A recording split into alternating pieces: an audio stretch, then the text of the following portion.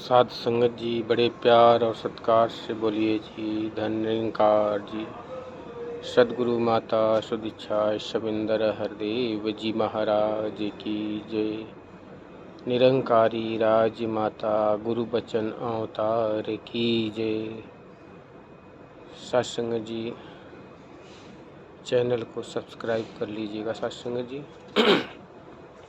आशा करते हैं सदगुरु की कृपा से आप सभी संत महापुरुष तन से, मन से, धन से, हर प्रकार से खुशहाल होंगे। यही अरदास, यही मनोकामना है। साध संगत जी, परमात्मा को भोग कैसे लगाते हैं? क्या परमात्मा भोग ग्रहण करता है? साध संगत जी, ये मन के अंदर भाव उठते हैं। साध संगत जी, मूर्ति रूप में जब साकार रूप में पूजा करते हैं तो बहुत प्रकार से प्रसाद चढ़ाकर समर्पण करके हम अपना मन की आकांक्षाओं को पूरा करते हैं कि परमात्मा को भोग लगा लिया, परमात्मा को प्रसाद चढ़ा लिया। साध संगत जी, इसमें कई प्रकार के द्रव्य पदार्थ भी आते हैं। कोई फल चढ़ाता है,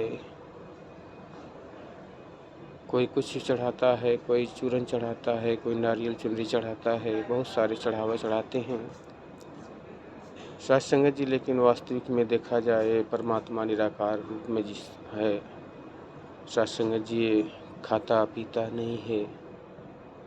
इसे किसी द्रव्य की, किसी वस्तु की, किसी सामग्री की, किसी सुगंध की, किसी दीप की जरूरत नहीं है साध संगत जी, क्योंकि इसी से सारी रोशनी प्रकट होती है।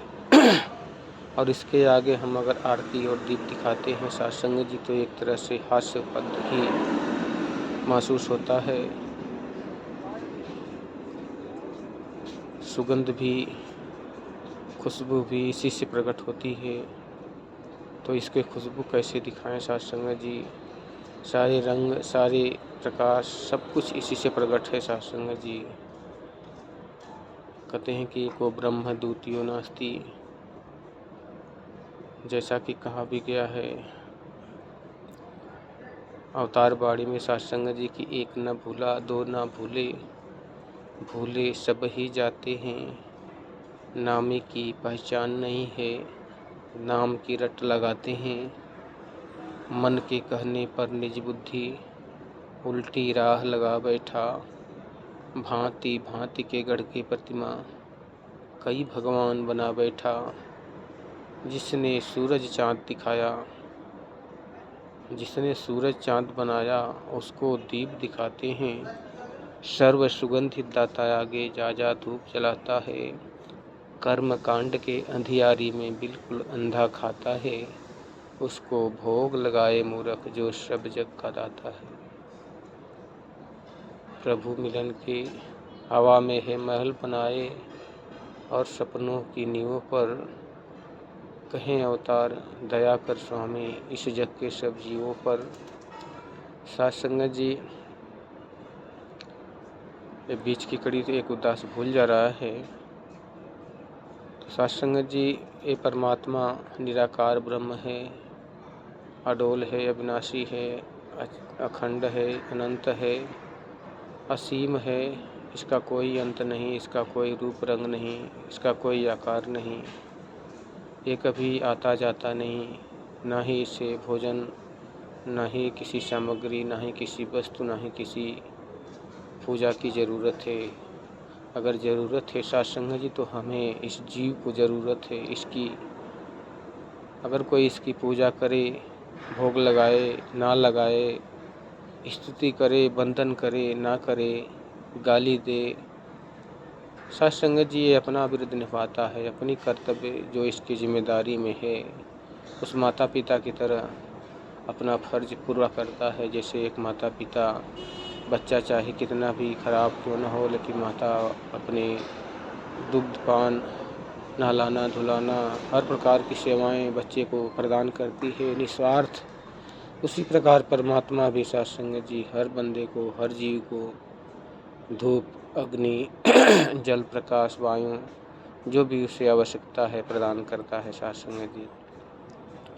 अब जो पूजा की और भोग की बात होती है साथ संगत जी, इसमें अपनी मन की आकांक्षा होती है, किसका क्या भाव है, उस प्रकार से इंसान इसको भोग लगा के खुश होता है, आनंद प्राप्त करता है।